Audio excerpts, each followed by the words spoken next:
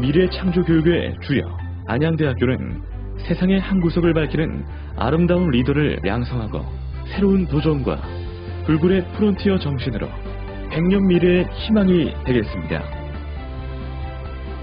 안양대학교.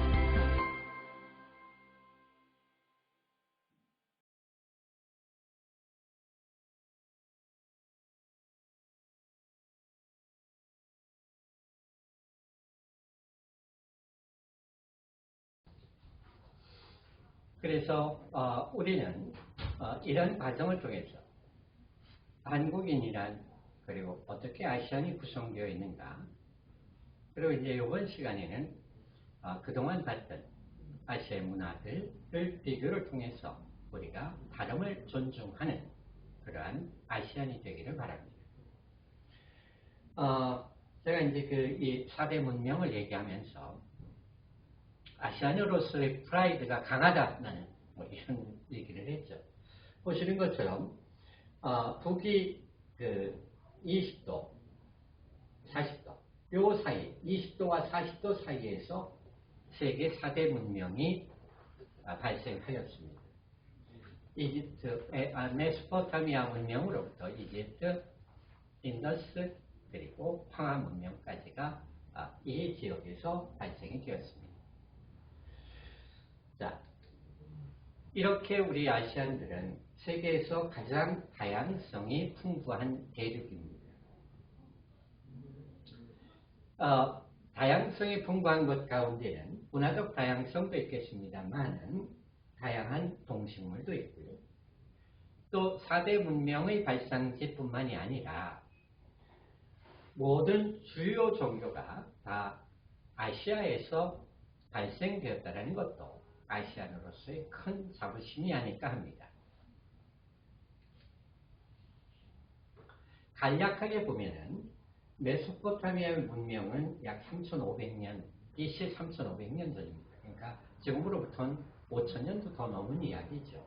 이때 문자를 사용하기 시작했다고 하고요. 이집트의 문명은 그거보다는 조금 뒤에 발생이 됐습니다. 그런데 메소포타미아의 문명과 이집트 문명의 가장 큰 차이는 무엇이었을까요? 공통점은 다 강가에서 발생이 되었다는 것인데, 메소포타미아의 문명은 유프라테스와 티그리스 강의 홍수 범람을 예측할 수 없다는 것이었고요. 이집트 문명인 나일강은 그래도 홍수의 범람을 예측할 수 있었다라는 차이에서 기인이 됐습니다. 현세적이냐 내세적이냐라는 얘기였죠. 그래서 메소포타미아의 문명은 현세적이고 이집트의 문명은 내세적이었다. 뭐 이런 얘기도 했습니다. 그리고 인더스 문명이 있었고, 인더스 문명은 지금 우리가 생각하고 있는 인도 지역의 그러한 기후와는 달랐다라는 것도 생각을 하자는 거죠. 어떻죠? 거의 4,500년도 더 전의 얘기죠. 그때의 기후를 누구도 얘기할 수 없지 않겠습니까? 그리고 황하 문명은 황하강 유역인데, 황하 문명이 가장 동양적 문명이다. 뭐 이렇게 얘기하는 것도 이야기한 바 있습니다. 그래서 공통적으로 얘기를 한다면 세계 4대 문명이 발달한 이유는 어디에 있느냐? 지리적 특성과 관계가 있다는 것이었죠. 북이 20도에서 40도, 그렇죠? 그리고 강가였다. 기후, 이런 이유들이 있었습니다. 그래서 어찌됐건 간에 물을 잘 다스리는 것에서 문명을 키워나갔으니까 시수, 물을 다스리기 위해서 수학적 계산, 홍수가 언제 날 것이다 라는 것을 별의 운행이라든가 이런 걸 기록을 통해서 알아냈겠죠. 그러면서 여기에서부터 수학이 발달되면서 과학이 발달되었고요. 그러면서 이제 좀 잉여 생산이 가능하게 되니까 잉여 생산을 통해서 누구는 더 많이 갖고 누구는 덜 갖고 뭐 이런 관계들이 생겨났겠죠. 그러니까 잉여 생산을 한 사람은 이거를 누군가에게 팔아야 되겠고, 이것이 부족한 사람은 이것을 구입해야 되겠죠. 그러니까 상업도 발달이 됐겠죠. 그 전까지야 1:1 물물 교환을 했겠지만 말이죠. 그러니까 이러한 것들이 결국 아시아 내에서 아시아에서 문명이 발생한 여러 이유고 문화가 발달한 이유다라고 볼 수 있습니다. 그리고 아시아 대륙에 가장 또 다양한 인종들이 살고 있습니다. 중국만을 본다면 중국의 소수민족이 60개니 70개니 이렇게 얘기를 합니다. 그만큼 인종이 다르다는 것은 또 문화가 다르다는 얘기겠죠. 언어적 차이도 있는 겁니다. 다 중국어를 사용하는 것이 아니라 그들은 그들 부족의 언어들을 또 사용하고 있습니다. 그리고 우리가 이제 한국으로 들어왔던 아시안들도 얘기를 했지만 또 아시아로 나간 한민족들에 대한 이야기도 진행한 바 있죠. 그래서 고려시대 때 제가 기황후를 얘기하지만 우리는 더 먼저 신라의 공주 프라랑을 또 얘기할 수도 있겠습니다. 그래서 이런 인물들이 지금 아시아 각국에서 우리 그 한반도 민족의 그 우수성을 또 전달한 그런 사례들이 있었습니다. 구체적 예로서 이런 것들을 살펴봤죠. 이제 그 미얀마의 장례 풍속과 라오스의 장례 풍속과 한국의 장례 풍속을 이렇게 비교를 해봤습니다. 그래서 특히 미얀마와 한국을 비교한다면 이렇게 상여의 모습이 좀 울긋불긋한 것, 이런 점에서 훨씬 더 유사성을 가지고 있죠. 그런데 여기는 바퀴가 달려있고 여기는 바퀴가 없는 것, 이건 어떤 차이냐라고 생각을 하는 거죠. 이건 아마 기후적 차이에서 기인됐을 것이다 라고 저는 말씀을 드린 바 있고요. 라오스에서 이렇게 스님이 앞장을 서면서 그 명주실 같은 그 광목 천 같은 것을 같이 이렇게 잡고서 애도를 하는 사람들의 모습이 보이는데요. 이러한 모습들이 사실 진도에 가면 다시래기라는 그런 풍속을 통해서 매우 유사하게 드러나는 이런 모습들입니다. 그러니까 어떤 끈을 썼느냐가 중요한 것이 아니라 이렇게 한 마음으로 망자가 저승에 잘 갈 수 있도록 도와준다는 것. 이런 인식이 더 중요한 것 같습니다. 그것이 결국은 저승을 어떻게 바라보는가라는 것이었고요. 그리고 우리는 몽골의 초원에서 보는 오웡, 오버라고 얘기하는 한국의 선앙당과 같은 존재들이 있다라는 것을 말씀드린 바 있고요. 이러한 돌무더기들은 중앙아시아에 가면은 또 자주 흔하게 볼 수 있는 장면들이기도 합니다. 왜 그런가 하니 여기에서는 넓은 벌판 속에서 뭔가 이정표를 갖기가 어려웠겠죠. 그래서 이 돌무더기는 이정표의 기능도 했고 지역의 경계를 표시하는 기능도 했다라는 것이죠. 우리나라에서의 이러한 돌무더기는 어떨까요? 집에서 먼 길을 갈 때 던지고 집으로 돌아올 때 돌을 던져서 쌓으면서 나도 안정되게 여행을 마치기를, 그리고 집에 남아있는 가족들도 평안하게 지내기를 이렇게 기원했던 것입니다. 이런 장면도 말씀을 드렸습니다. 인도네시아의 술래잡기에서 저렇게 그 등을 대고 눈을 가리고 있는 이런 모습을 보시죠. 그리고 이 터키의 아이들은 어떻습니까? 우리처럼 이렇게 눈을 가리고 대고 있다는 점에서 우리와는 좀 더 유사합니다. 이게 아마 이런 모습을 통해서 그럼 돌궐 사람들도 혹시 술래잡기를 이렇게 했나? 이런 것도 한번 추정해 볼 수 있지 않을까요? 그러니까 우리가 고조선 시대로부터 고구려 백제에 이르기까지 돌궐족과의 관계를 가졌다라고 얘기를 했었죠. 그때도 아마 돌궐족들도 전쟁을 하면서 잠깐 쉬면서 이런 술래잡기를 하진 않았을까? 이런 상상도 한번 해보셨으면 좋겠습니다. 그리고 이제 우리는 말타기라고 하는 이 놀이, 터키에서는 당나귀 타기라고 하면서 행해지고 있는 것도 이 젊은 청춘들이라 이럴까요? 여하튼 그러나 이렇게 이제 그 놀이의 방식은 비슷하지만 술래를 바꾸는 방식은 우리처럼 가위바위보를 하는 방식이 아니라 뒤에서 손가락 하나 두 개를 펴서 이것을 맞추는 방식으로 진행했다라는 정도의 차이를 보였습니다. 그러면서 이제 또 한편으로는 아시안의 양성을 얘기했습니다. 남자와 여자. 글쎄요, 어떻게 접근하고 다가갈 수 있을까요? 한번 보겠습니다. 그래서 이제 우리는 지금 보신 것처럼 이 한 칸이 비어 있는데 이 칸에 이렇게 하면 한 명이 더 올라가겠죠. 그래서 태국의 그 성전환자다라는 얘기도 한 바 있습니다. 그러니까 남자로 보이지만 유전적 요소는 여성성을 더 간직할 수도 있고 또 여성적으로 보이지만 또 남성성을 간직할 수도 있겠죠. 그러니까 보여지는 모습만 해가지고 우리가 어떤 편견과 선입견을 갖는다는 것은 매우 위험하지 않느냐라는 생각을 갖습니다. 기억하시나요? 제 야심작이었죠.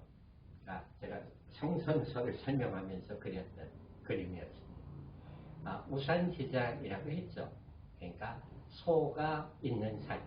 이 산이 지금은 이렇게 벌거숭이 산이지만 사실은 이렇게 나무도 무성하고 숲도 있고 꽃도 피고 짐승들도 있고 새들도 날아다니고 나비도 날아다니는 이런 곳이었다라는 거죠. 그러면서 사람들이 들어오다 보니까 나무도 베서 집도 져야 되고 그러다 보니까 풀은 자라날 수 있었는데 또 가축을 기르다 보니까 또 이렇게 풀도 없어지고 해서 오늘날의 모습이 됐다. 벌거숭이 살이 됐다. 이것이 성이다. 인간의 본성이다. 뭐 이런 얘기를 했죠. 그 성과 여기서 얘기하는 양성의 성이 같습니다. 어떤 의미에서 같다라고 말씀을 드리느냐 하면 본질이라는 의미에서 같다라는 거죠. 남자가 가지고 있는 본질, 여자가 가지고 있는 본질. 분명히 이것은 구분이 된다라고 생각을 합니다. 이걸 통해서 우리는 양성을 좀 잘 이해할 수 있는 계기가 되겠다라는 것이 제 의도였고요. 그래서 이제 그 여성들이 다양한 삶이 있었는데 그 중에 하나는 이 쿠마리와 같은 존재였죠. 세계 인권단체들이 이제 쿠마리와 같은 이러한 전통은 없애야 된다라고 얘기를 하고 있는데 사실 쿠마리가 있는 네팔에서는 아직도 쿠마리는 전통이기 때문에 지켜야 된다라는 사람들. 이거는 전통이라고 해도 인권유린이고 아동학대이기 때문에 폐지해야 된다는 측이 팽팽합니다. 여러분은 어떻게 생각을 하시나요? 세계의 흐름에 맞춰서 폐지를 해야 된다고 생각하시나요? 아니면 전승하고 보존해야 된다고 생각을 하시나요? 저는 이런 생각을 갖습니다. 인권 유린적인 요소를 없애고 그러면서 이러한 관습을, 문화를 유지할 수도 있다라고 생각을 합니다.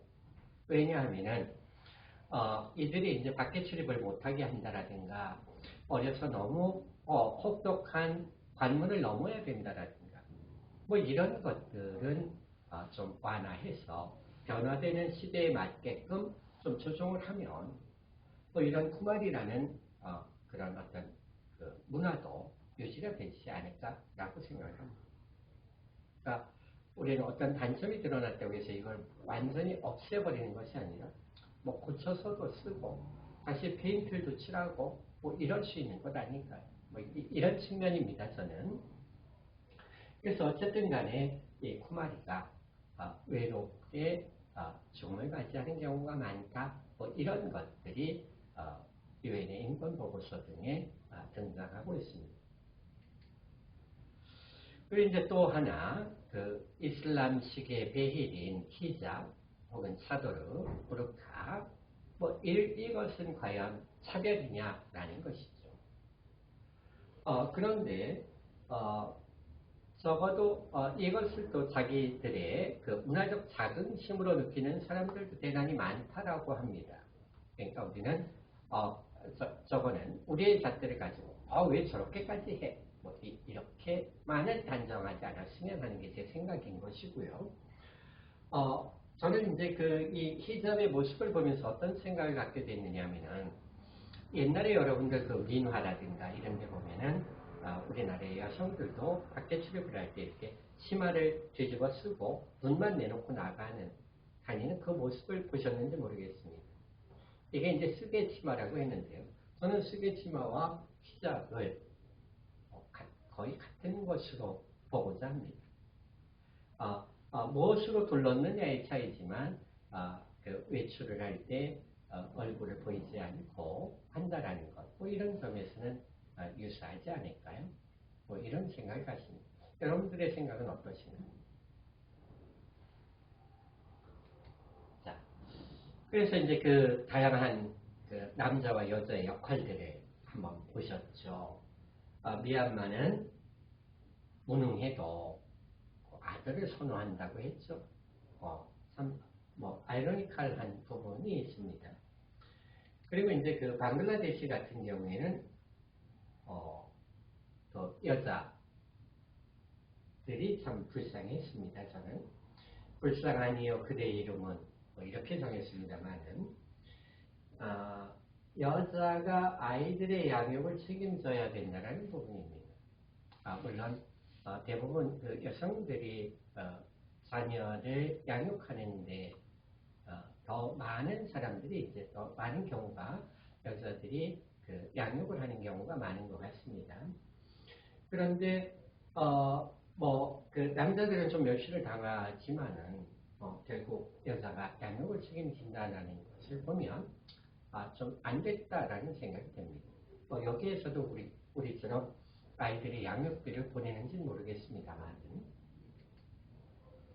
라오스 같은 경우에는 여성들에게 책임이 막중한데 그럼에도 불구하고 또 딸을 선호하는 뭐 이런 나라. 말하자면 미얀마하고는 또 좀 차이가 있죠. 같이 붙어있지만은 뭐 이렇습니다. 그래서 경제권도 여자의 몫이고 양육의 책임도 여자의 몫이다. 뭐 이렇게 살아가는 나라도 있습니다. 캄보디아 같은 경우엔 저는 남자들이 참 불쌍하다 뭐 이런 생각을 갖게 됐어요. 지참금을 가지고 가는데도 불구하고 처갓집에서 평생 일을 돕는다고 합니다. 필리핀은 어떨까요? 필리핀은 특히 여성들 그 중에서도 이제 장녀의 역할이 참 중요한 것 같습니다. 제가 느끼는 것은 우리나라의 장남, 그러니까 오늘날의 장남이 아니라 예전에 부모를 다 봉양해야 되고 동생들을 다 돌봐야 됐던 장남들의 모습, 이 모습을 필리핀의 장녀들에게서 보았다. 이런 생각이 듭니다. 그래서 결국 여기까지 이야기들을 종합하면 저는 그렇습니다. 남자라고 해서 특별히 행복한 것도 아니고 여자라고 해서 더 불행한 것도 아니다라는 사실을 저는 느낀다는 것입니다. 그러니 결국 양성이 서로를 이해하는 것이 참 필요하겠다라고 생각을 합니다. 그래서 사무엘 스마일스가 인격론에서 얘기했던 것처럼 남성이 인간의 뇌라면 여성은 인간의 심장이다. 이 말이 한편으로 좀 이해가 됩니다. 그런데 저는 또 이 얘기를 들으면서 머리와 가슴의 거리는 사실 얼마 안 되죠. 한 30cm 정도? 그런데 왜 이렇게 물리적 거리는 가까운데 이해하는 것은 쉽지 않은지 모르겠습니다. 여하튼 사람이 건강하려면 심장도 뇌도 다 건강해야 되는 것처럼 아름다운 관계가 된다면 남녀의 관계가 꼭 부부의 관계만이 아니더라도 또 둘 다 건강해야 되겠다. 뭐 이런 생각을 갖습니다. 그리고 나서 우리는 그 베트남 얘기도 했습니다. 베트남은 우리가 생각했던 것보다 훨씬 친숙하게 다가오셨으리라고 생각을 하는데요. 한나라 때 한사군이 한반도에 설치가 됐었다면 한삼군이 베트남에 설치가 됐었고요. 당나라의 안동도호부가 한반도에 있었다면 안남도호부는 베트남에 설치가 되어 있었고 이렇게 13세기 대몽항쟁을 하면서 우리는 단군 신화를 기록했고요. 베트남은 랑롱군의 신화를 기록을 했습니다. 그리고 왕조의 시대를 거쳐서 제국주의 식민지 시대를 겪었던 것도 우리랑 유사하고요. 그 남북으로 국토가 분단이 되었었던 역사도 같고요. 우리만 유일한 분단의 나라가 되어 있습니다만은 남북으로 나뉘었다는 것도 우리와 매우 유사합니다. 그래서 우리는 이렇게 65년에도 부대를 파병을 했었죠. 그런데 또 그 파병된 군인들이 또 베트남인들을 학살하는 그런 사건과 사고도 여러 있었다라고 듣고 있습니다. 그런 점이 좀 안타깝습니다. 이것은 이제 다낭에서 후이안으로 가는 그 중간에 그 한국군에 의해서 희생된 이들을 추모하는 추모비입니다. 그래서 여기를 한번 찾아가서 헌화한 바 있습니다.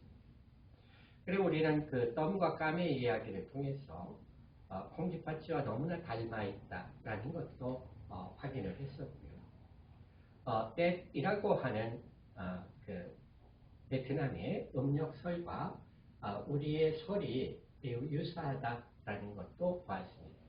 다만 맨 밑에 나와 있는 것처럼 세찬, 설 음식에서는 오리알도 나오고 이러는데 이건 이제 이 지역에서 아무래도 물이 많으니까 오리도 많이 키웠고 뭐 이런 데서 오는 사이겠죠. 뭐 그런 정도로 보면 될 것 같습니다. 그리고 이제 보다 구체적으로 보면 그 샤머니즘의 모습들을 보면 이렇게 신이 바뀔 때마다 옷가지를 갈아입는다라든가 그리고 그렇게 하면서 신격이 변화됐음을 드러내는 것들 이런 것들도 우리의 구속과 매우 닮아 있습니다. 여러분들 이런 놀이를 해보셨죠? 이건 이쪽 좌측은 우리나라고요. 이쪽은 그 베트남의 모습입니다. 아이들 이렇게 하는 모습, 노는 모습, 뭐 기차놀이 비슷한 거죠. 그리고 이제 이렇게 눈을 가리고 술래를 잡는 뭐 이런 모습들이 이 아이도 지금 이렇게 눈을 가리고 있는 게 보이죠. 이 아이도 지금 눈을 가리고 있습니다. 뭐 이런 놀이들을 같이 하고 있네요. 그리고 이제 그 장례풍 속에서도 이렇게 관을 놓고 망자의 후손이겠죠. 그러니까 뭐 장남이거나 이렇게 배옷을 입고 지팡이를 지키고 이렇게 애통해하는 곡을 하는 뭐 이런 모습을 보는 것도 우리의 문화와 너무나 닮아 있습니다. 좀 이제 가볍게 보시면 베트남에서 이제 한국까지 오는 건 매우 쉽습니다. 비행기만 오는 건 아닌 것 같아요. 그래서 보신 것처럼 이 202번은 청량리 갑니다. 퇴교원도 들리네요. 그리고 이제 뭐 경기대학교 스쿨버스가 여기 있으니까 이제 경기대학교까지 가는 것도 쉽겠네요. 여기는 롯데백화점도 가고요. 이거는 뭐 어디를 가는지는 잘 모르겠습니다. 이렇게 이제 외국의 글자를 가지고 이게 이제 수입품이다 말하자면 이게 한국산이다 뭐 이런 것들을 드러낸다고 합니다. 참 그 베트남은 우리와 가까워지는 게 이제 사실은 그 박항서 감독을 통해서 더 친밀해지는 것 같습니다. 실질적으로 그 베트남에 가면 박항세요 이러면서 그 한국에서 왔느냐라고 막 반겨주는 모습들을 보게 됩니다. 그런 것처럼 우리가 이렇게 그 박항서 감독을 통해서 두 나라가 훨씬 가까워진 것 같습니다. 그리고 이제 그 사실 시는 누가 만들었을까? 제가 이제 뭐 제목을 그렇게도 정했었는데요. 신은 인간이 만들었다고 저는 생각을 합니다. 왜 그러냐 그러면 죽음에 대한 두려움도 있죠. 자연재해에 대한 두려움도 있죠. 그러니까 이것에 대한 어떤 원인이 있다라고 생각을 하는 거예요. 그건 누군가 절대적인 존재, 초월적 존재가 있어서 이런 것들을 만들어낸다라고 생각을 했죠. 그래서 그에게 기도를 하면 이런 문제가 해결이 될 수 있다. 뭐 이런 믿음들이 인간과 유사하면서 인간이 가지고 있는 질투심도 있고 분노도 있고 자비도 있는 이런 신들을 만들어낸 것이 아닌가 이렇게 생각을 합니다. 그 두려움, 죽음에 대한 두려움을 다루고 있는 것이 바로 길가메시의 서사시였죠. 그래서 릴케가 얘기를 한 것처럼 죽음의 공포에 대한 위대한 서사시다. 뭐 이렇게 얘기를 했습니다. 그리고 요거는 이제 한 번 더 제가 보여드리려고 하는 건데 마파순이의 이야기, 페르시아 이야기를 통해서 또 그 공주파치 이야기를 다시 한번 환기시키는 그런 계기가 되었으면 합니다. 요거는 그 마린 쿠닝의 그 모습이죠. 그 불효의 뜻.